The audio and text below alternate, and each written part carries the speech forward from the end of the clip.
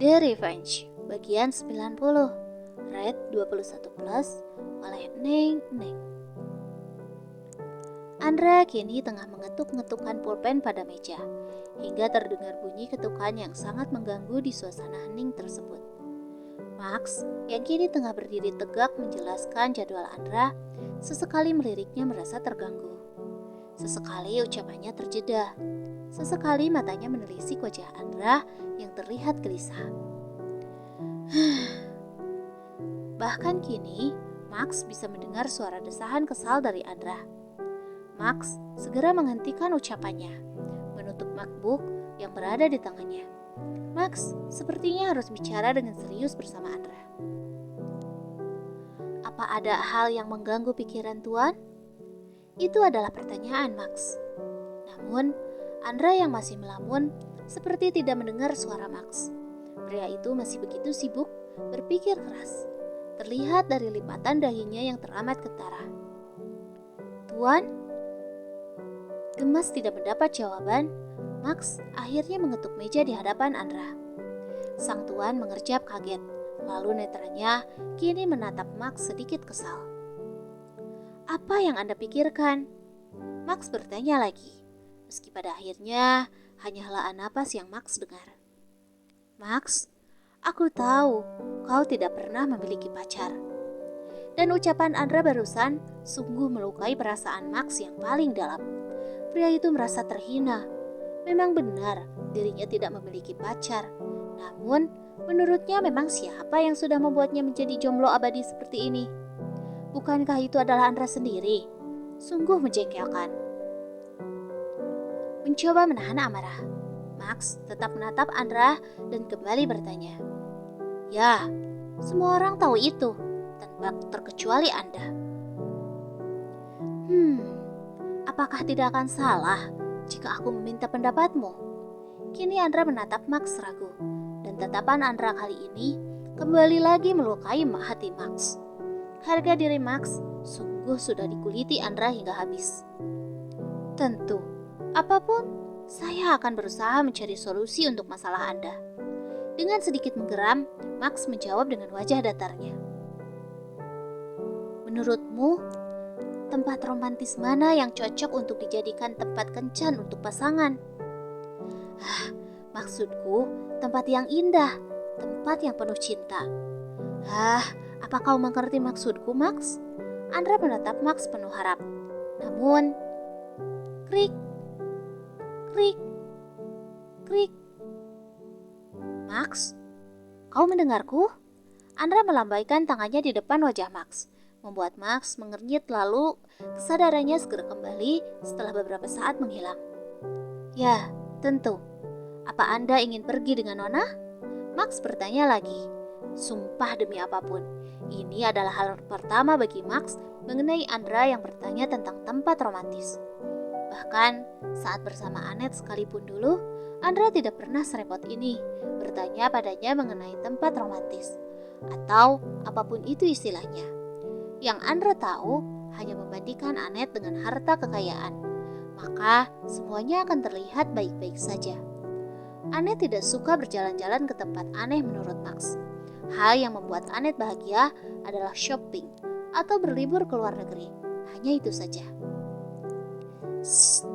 Aku harap ini menjadi kejutan, Max. Sekali lagi, Max terbelalak. Apa-apaan ini? Andra menempelkan telunjuknya di bibir, lalu berbisik, Tuhan, apa dunia ini akan segera berakhir? Sungguh, Andra bukanlah manusia yang seperti demikian. Andra adalah pria arogan titisan Nyonya Shailendra. Wajahnya tegas, datar, dan perintahnya adalah mutlak. Andra dibesarkan oleh singa betina dan macan sejenis Shailendra. Lalu, kenalan Andra kebanyakan adalah manusia bawah tanah yang tentu saja menyeramkan. Melenyapkan adalah hal biasa baginya. Lantas, mengapa sekarang Andra bersikap layaknya remaja yang tengah jatuh cinta? Memberikan kejutan untuk Kiara berupa tempat romantis? Sungguh, Max tidak habis pikir. Ya, baiklah Tuan. Max hanya bisa mengangguk. Diam-diam, Max hanya bisa berharap. Semoga Kembalinya Kiara dengan ingatan barunya bisa membuat Andra menjadi sedikit lebih manusiawi dari sebelumnya. Ah ya, segera beritahu aku jika kau sudah menemukannya. Aku sudah tidak sabar ingin memberikan kejutan ini. Aku ingin membawa Kiara ke tempat yang hanya kita berdua. Itu tidak buruk kan, Max? Dan sekali lagi, Max terenyang. Diam-diam Max tersenyum aneh, lalu mengangguk begitu saja. Baik, Tuan, akan segera saya cari. Akhirnya aku akan segera pergi kencan juga.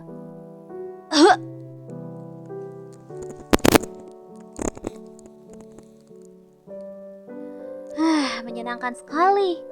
Bagaimana mungkin semua ini bisa terjadi? Akhirnya aku dan kamu akan segera bertunangan. Menyenangkan. Seorang gadis tengah melompat riang di sebuah butik langganan keluarga besarnya. Dengan penuh semangat, tangan gadis tersebut mencoba beberapa pakaian yang menurutnya menarik. Bagaimana menurutmu? Apa ini bagus? Perempuan itu berputar di hadapan seorang pria yang sedari tadi hanya menatapnya bosan. Mengangguk dan menggeleng adalah hal yang dia lakukan sejak 2 jam yang lalu. Sungguh, pria itu menginginkan gadis yang tengah berputar di hadapannya segera menyah dari pandangannya. Bagus, jawabnya malas tidak bersemangat. Baiklah, karena menurutmu ini bagus, maka aku akan membungkusnya juga. Pelayan, tolong bungkus yang ini juga. Dan, aku ingin mencoba yang di sana. Dengan lihai tangannya kini kembali menunjuk gaun yang berada di patung.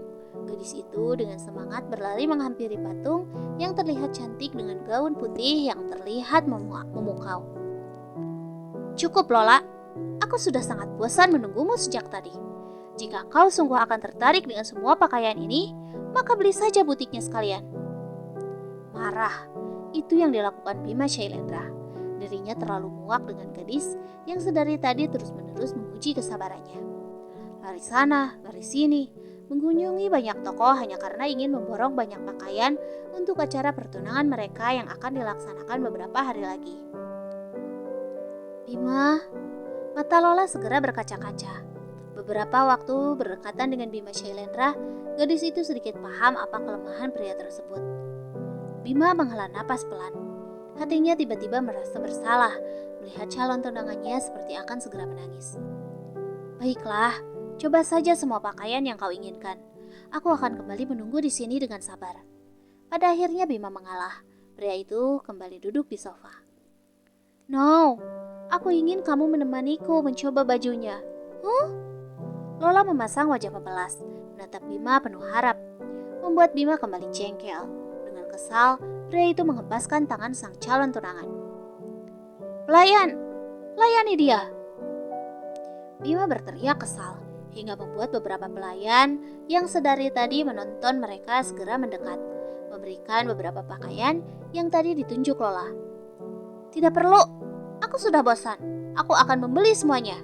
Tagihannya, mintalah pada pria ini. Dengan menghentakkan kaki karena kesal, Lola segera pergi meninggalkan Bima yang kini tengah melotot dengan batin yang tidak karuan. Segala sumpah serapah Bima ucapkan untuk Lola, sang gadis yang kini sudah pergi menaiki mobilnya, meninggalkan Bima dengan setumpuk belanjaan milik Lola. Gadis itu, beraninya. Dengan kesal Bima menggertakkan giginya. Rasanya pria itu sungguh tidak sanggup jika harus berhadapan dengan gadis menyebalkan seperti Lola.